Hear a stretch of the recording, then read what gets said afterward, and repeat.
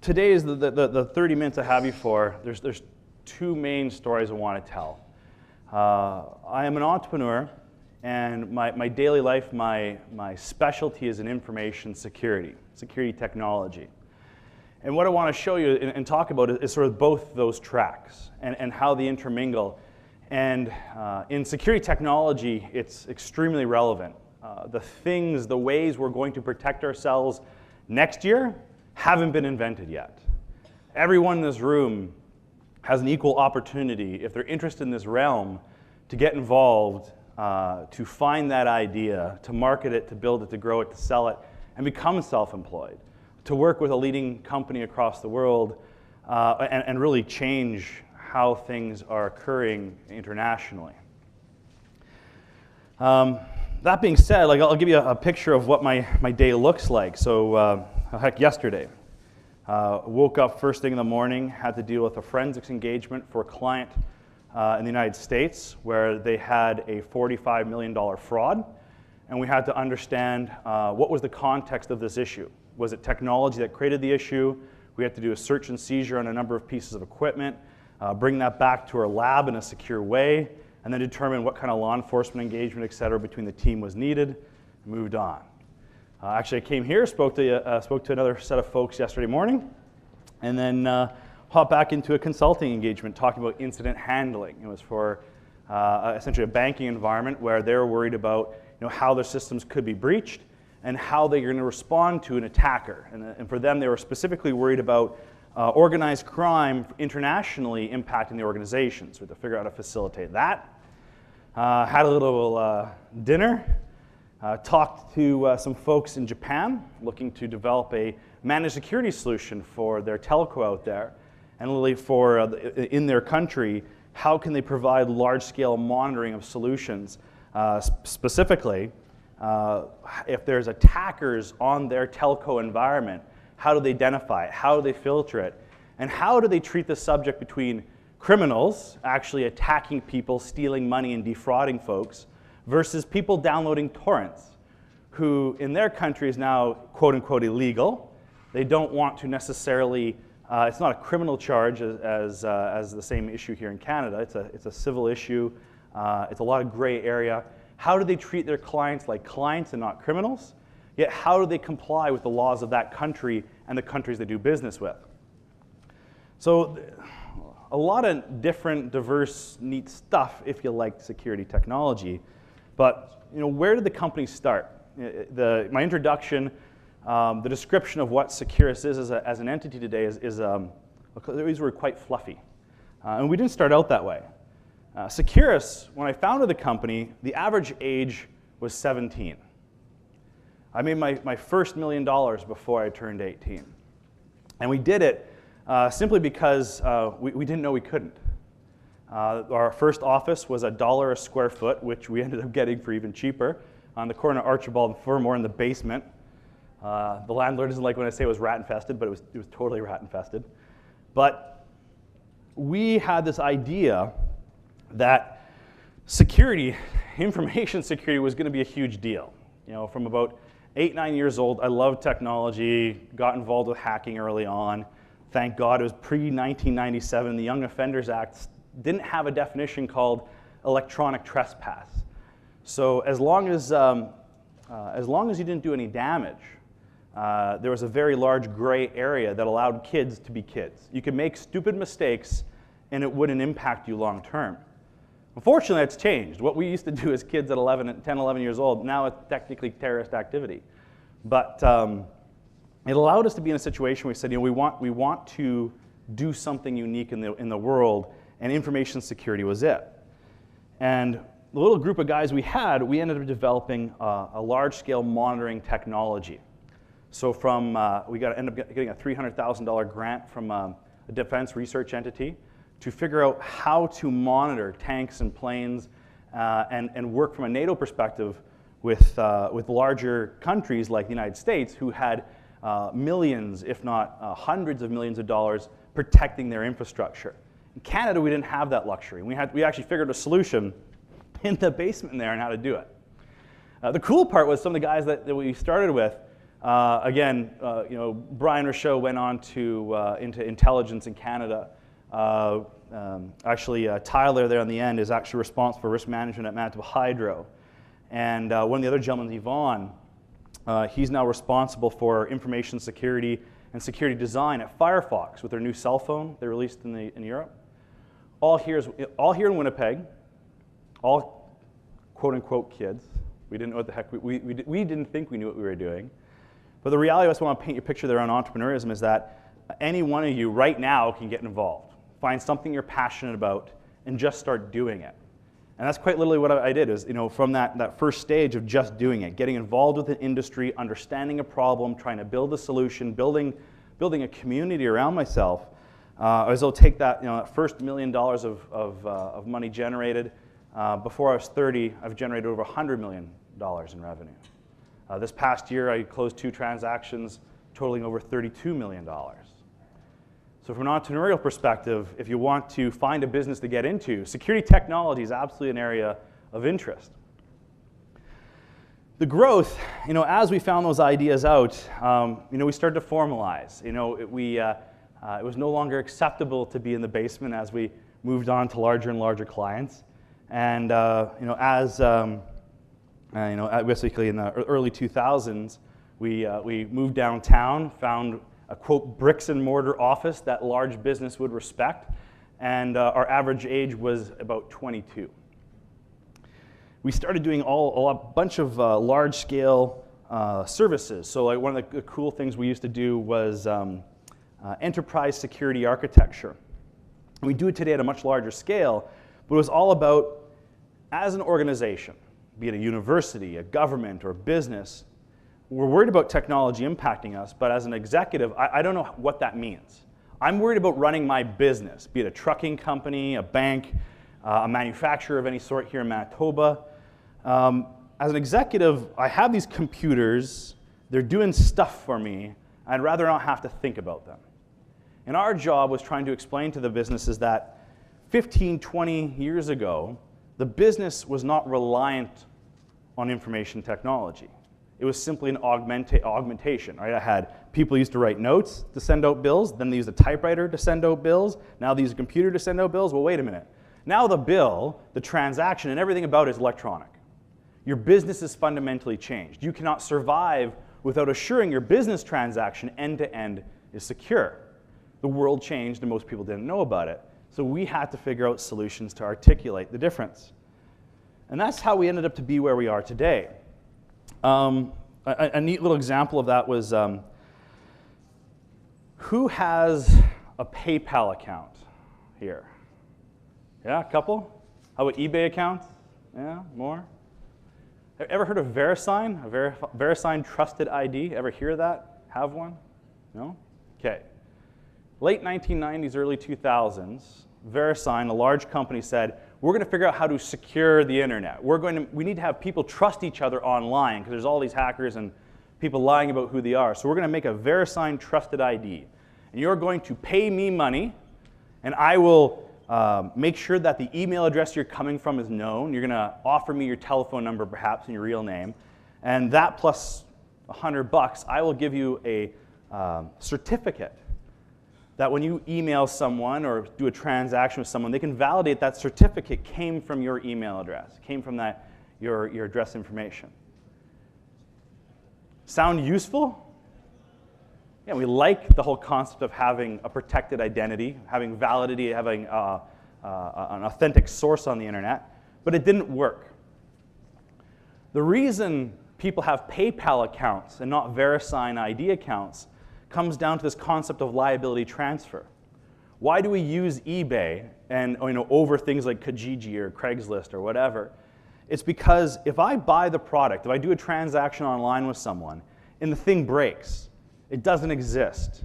They lied about how it functions or how old it is or whatever. If I do that on Kijiji, I go to the person's house, I give them the $200, whatever it's worth, and I walk away, buyer beware. There's no warranty, no guarantees, no liability transfer. The moment I give them the money and walk away, there's very little I can do. Things like eBay and PayPal, when you do a transaction, it's about trust. I buy things on eBay because if I get hosed in the end, I can leave negative feedback. I can ask for my money back from eBay or PayPal. Security online, it's about trust. It's about liability management. And it's about understanding all of the parlor tricks hackers use to manipulate that trust that makes the industry happen.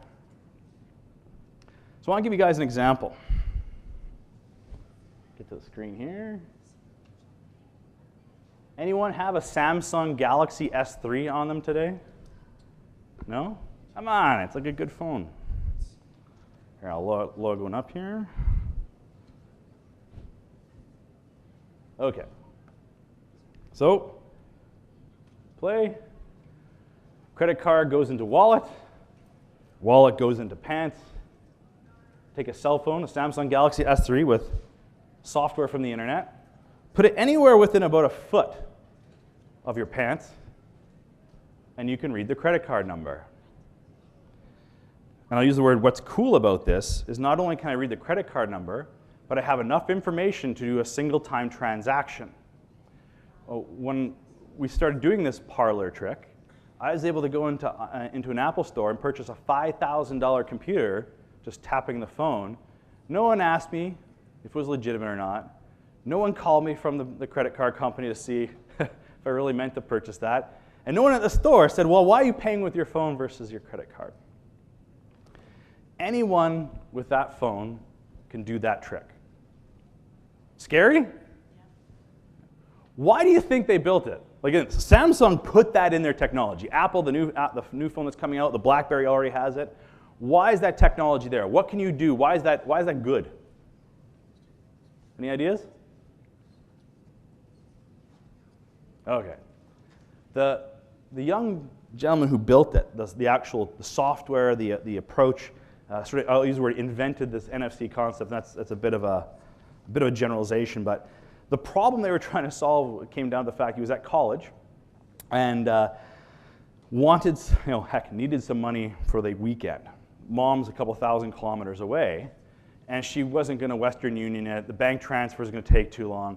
How do I get money quickly?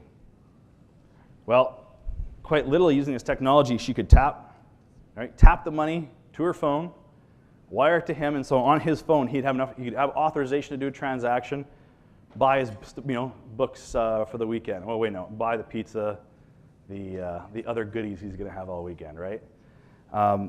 It was trying to solve a real problem real people had and all of us have on a daily basis. It's about allowing us to share money, share transactions more freely, and to solve problems we have on a daily basis. It was never meant to be a criminal thing.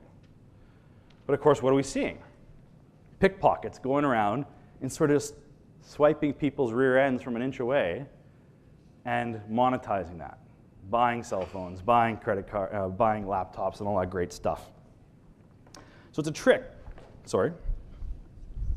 But the victims here, we have to understand of what will they think of next? Each new cell phone, just zooming into cell phones for a second, has 35 to 50 new technologies on every new release. And we have to ask ourselves, how the heck would I misuse that? Have people figured this out? Is there a solution to it? And how will we respond? So that's really a crux of what information security technology tries to solve. Another one is the digital media environment. A Street Fighter 4, anyone play it? No? Okay. Video games are now, obviously, a multi-million dollar industry. Street Fighter 4 was roughly $40 million to develop, $60 million to market. Call it $100 million, it's the same amount as a crappy movie that we get to go see on the weekend. It's big business. But the challenge they had was they wanted to release the game into the arcade, specifically Japanese arcades, 6 months before the console release came out. They're concerned, they wanted to do this from a branding perspective. Again, the Street Fighter started in the arcades, and they wanted to bring this and release it as a celebration, if you will. But their business problem was, I have $40 million of investment, roughly, out in the wild. What if a torrent shows up online before I've had a chance to sell it to anyone on the consoles? I could literally walk away from a $40 million investment. How do I deal with it? So we looked at the issue. The Japanese arcade nowadays is essentially just a computer. The software is a hard drive and a dongle. It's encrypted. And they spent a lot of money between multiple vendors trying to solve this problem, how to basically build a secure arcade. Oddly enough, it's the same technology they use for secure VLTs in the casino. And when we looked at the equipment, ripped it apart, and looked at the analysis of it, I was actually able to take the software that was encrypted on the hard drive. Well, what happened? The first thing it would do to play the game is load it into memory. So all we need to do was log in the system, take a snapshot of memory, and all that encryption, all that great stuff they did was totally useless. If we could figure it out in a matter of minutes, how about everyone else in the world? It was a problem. So what was part of the solution? From a business point, and what a lot of gamers really hated, was the game was released unfinished. And part of the reason, not the complete reason, was because releasing half of the code, part of the code, into the wild before I could sell it, it would get people motivated. But when the final console version came out, the full code bed was ready and developed, even if you had a stolen copy, you'd probably go buy the real one because it was complete. Now when I look at my $100 million business equation, that makes sense. The business was willing to take that risk. But it was neat to see because it was all about the psychology of the attackers. You know, who would get access? Who would steal the arcade in the first place to figure out how to make a copy? How would they release it and distribute it online? How do the wares groups today work and operate? It's not the same as the 90s. And can it be controlled? Is this investment worthwhile for the business? And how do we make money from it? So just two examples. You know, so really, what do I do? What does a security, somebody in information security do? Things like pen tests, vulnerability assessments, we audit code, research and development, forensics. What the heck does that mean? Like a pen test, well, that's break and enter, where you got approved ahead of time to do it. This is a picture of our RV, and when we used to do, like we'll go around and do wireless assessments. We load up an RV full of equipment, and we'll actually go into a business, be it a bank, a university, a large corporation, and we'll be able to brute force our way into the environment without ever even actually getting onto the, quote, real internet.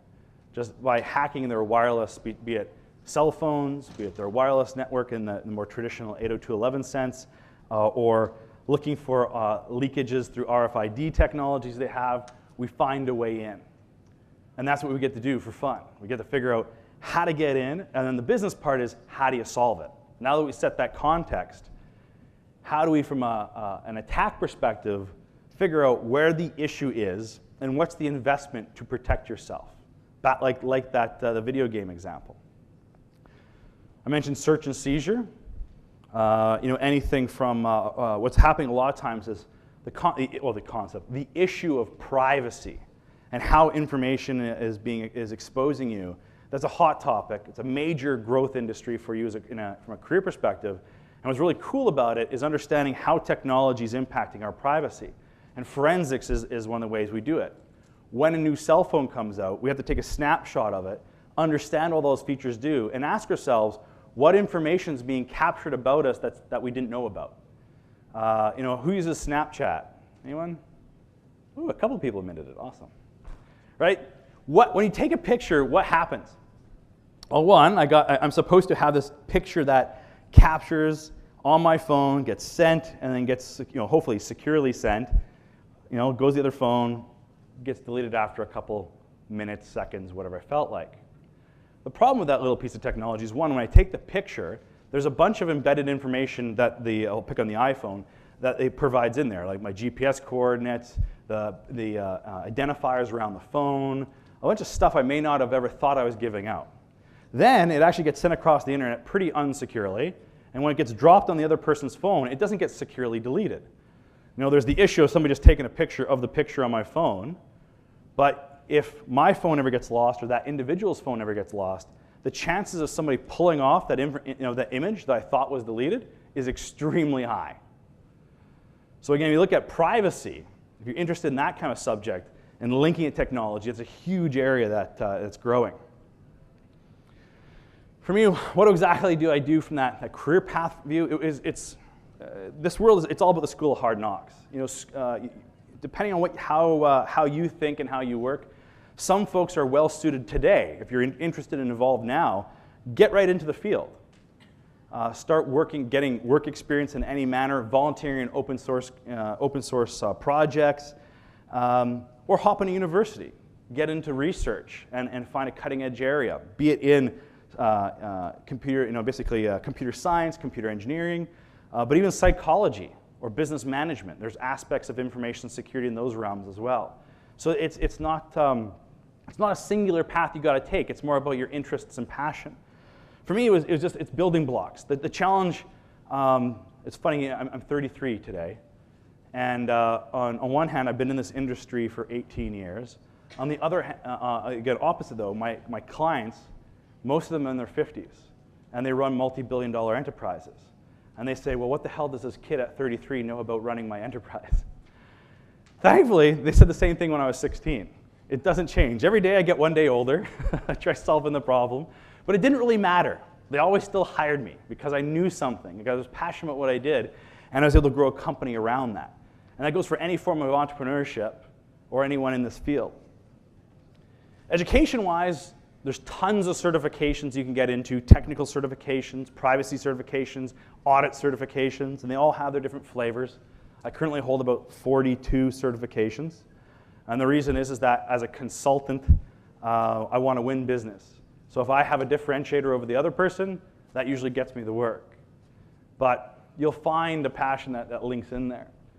And it's a mix of management stuff, technical stuff, and by far now, computer science and management information systems, I'll pick on the U of M for a second, the programs are getting much more aligned to getting into this field. But also folks like Robertson College, the University of Winnipeg, they're starting to offer specialty classes around things like forensics and incident handling.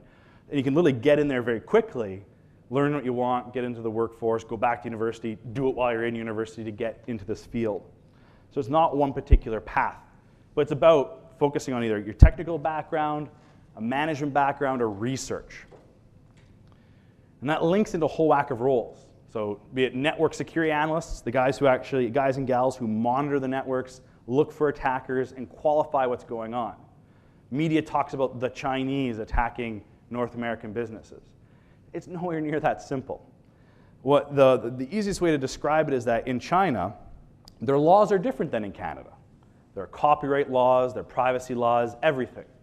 So there are certain situations where you can actually gather information, or even I'll use the word break into a company in North America, and it's not against the law in their country, be it China, Russia, wherever. So you ask yourself, if there was something not against the law in Canada and you can make money doing it, would you? Probably. And that's the scenario they're facing. It's not the Chinese government coming after companies here all of the time. Perhaps some of the time. I'm a civilian, I don't know better than you do.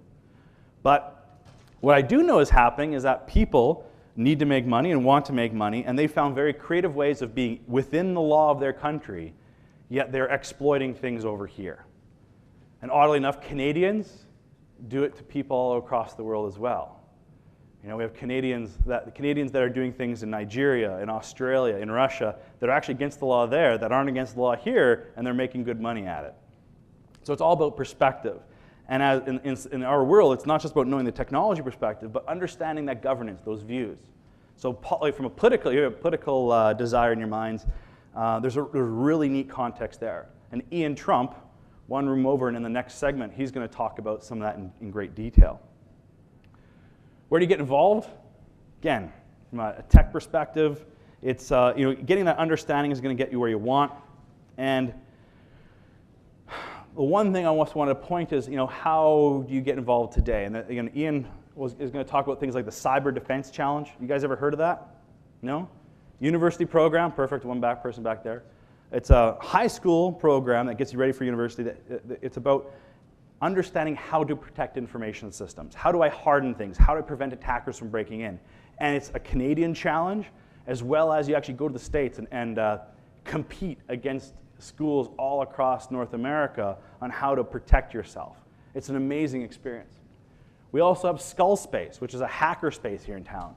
And hacker space in the polite, proactive way, where you can actually get involved with research projects. One of the gentlemen there, Ron Bose, He's the founder. He's done amazing security research on things like passwords. Like he downloaded Facebook a couple years ago, as the media said.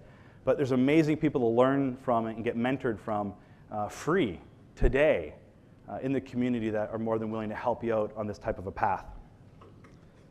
Last but not least, just to give you that, to finalize that perspective is, well, even on the way in here, Bill, the gentleman who introduced me, turns out he knows my uncle. And the online realm is so small nowadays. If you screw up, if you actually commit a crime, you pretty much are going to be useless in this industry. And understanding what you're doing, do you have approvals for doing it, making sure perception is understood about why you're doing it. That's all very important things because they can come back to haunt you. But that being said, there's no better way to learn but by yourself, on your own, get involved. And there's tons of really appropriate ways of doing it.